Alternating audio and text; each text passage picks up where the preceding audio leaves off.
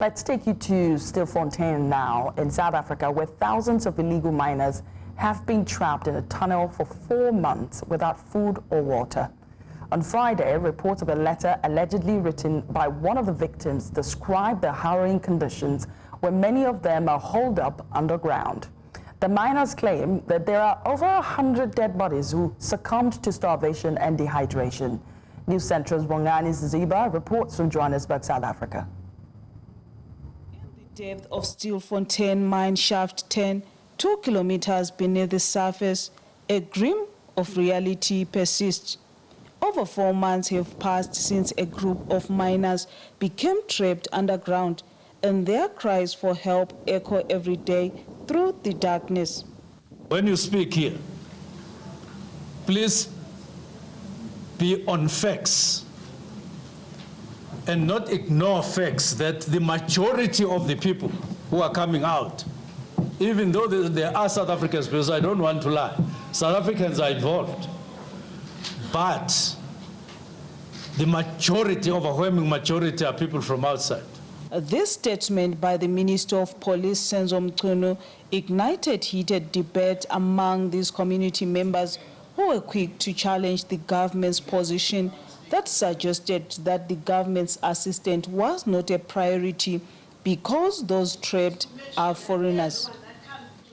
All that you have emphasized again and again and again, they are Zimbabweans, they are Mozambicans. And I may very well ask, what conclusion do you draw from that? Do you draw a conclusion from that that they are less human? They are less deserving of life? What conclusion do you draw from that? This heartbreaking letter is just one of many that have surfaced, revealing their desperate plight and fears of uncertain fate. For these families, they despair every day. They come here for news of their loved ones. The grief is palpable.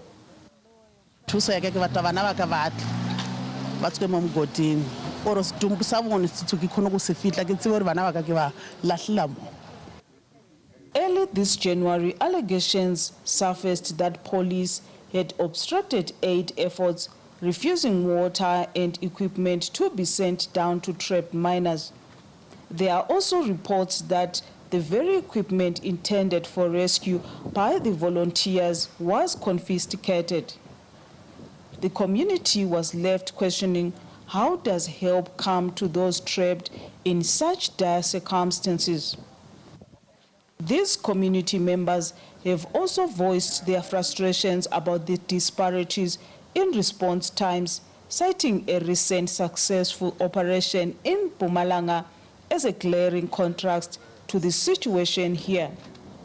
The situation that is happening in Mpumalanga, because we saw that in Sabi, they are taking them a bit fast and the police are hands-on. But here we are not saying that. We are not saying that, and we are getting more dead bodies every day. News Central recently caught up with miners who survived the ordeal underground. Their harrowing tales reveals not only the physical dangers, but also the psychological toll of isolation and fear. I also think that we will need a counseling. It's too bad, when you hold someone who is dead, it's not easy. Yeah, we can see underground there. It's too difficult, my sister. As the community rallies for action, the search for answers continues. The urgency has never been greater, and the people of Stillfontein are determined not to let their voices be silenced. They cry out not just for their loved ones' rescue, but for recognition of their humanity and responsibility of the government. They demand not just answers, but action. For News Central, I am Bongani Siziba. Let's take a further look at this story. I'm being joined by Mametlwe Sebei, who is the President General Industries Workers Union of South Africa. He joins me from Gauteng. Also joining me is a community member of Northwest. His name is Mzukisi, I beg your pardon, Jam. He's joining from Stillfontein. Thank you so much. Did I pronounce your name correctly? Mzukisi Jam. Mzukisi Jam, yeah. Thank you. Thank you so much. I know that we're discussing a very serious situation bordering a humanitarian crisis going on in Stilfontein. Mzukisi, I hear you have a relative trapped down there. What's the latest? No, I don't really have a relative trapped down there, but by virtue of being SANCO, a SANCO member, those people that are trapped down there remain our responsibility, because we're a civic organization or a civic movement which represents the entire community. And so the latest on this story is that the High Court has ordered the rescue of the miners. What can you tell us about that? Thank you very much. There has been a number of court orders which have been compelling the state to make sure that there is some sort of an intervention in so far as extraction of these illegal miners is concerned.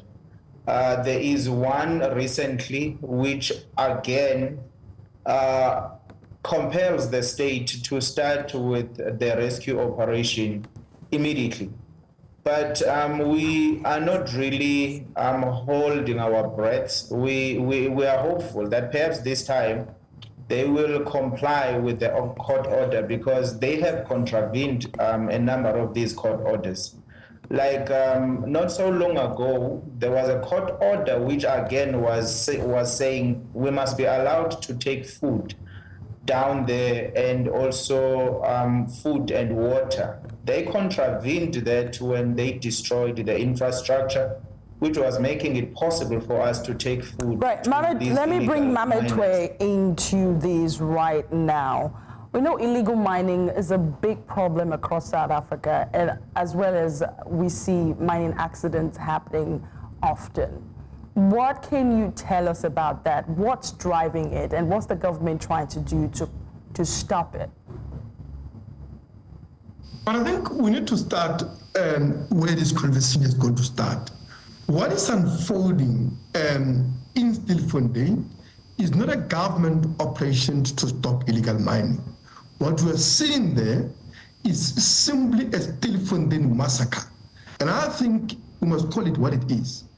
A wanton killing of hundreds of miners who are forced into this hazardous labor by conditions of desperation created by a flagrant disregard for the laws and, of course, for the regulatory framework by the big corporations that have monopolized the ownership and the operation of the mining industry in this country, as they have across the economy.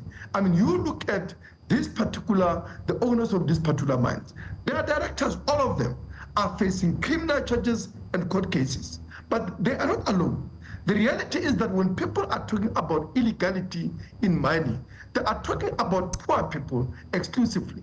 Illegality is a conduct. Right. Anybody who contravenes the conditions of the license or mine outside the framework of the law is committing illegal mining. And that is actually committed on industrial scale by the big mining operations in this country. Mametlwe, this is definitely a conversation we cannot stop having. We have been covering this story on News Central for months now. We'll keep an eye on it, especially with the new ruling from the High Court. I know you're both not very optimistic the government is going to do anything, but we'll definitely keep an eye on it. Thank you both for joining me tonight. Mametlwe Sebei, the President General Industries Workers Union of South Africa from Gauteng, and you too, Mzukisi Jam from Stillfontein. Stay safe, both of you. Thank you. Thank you.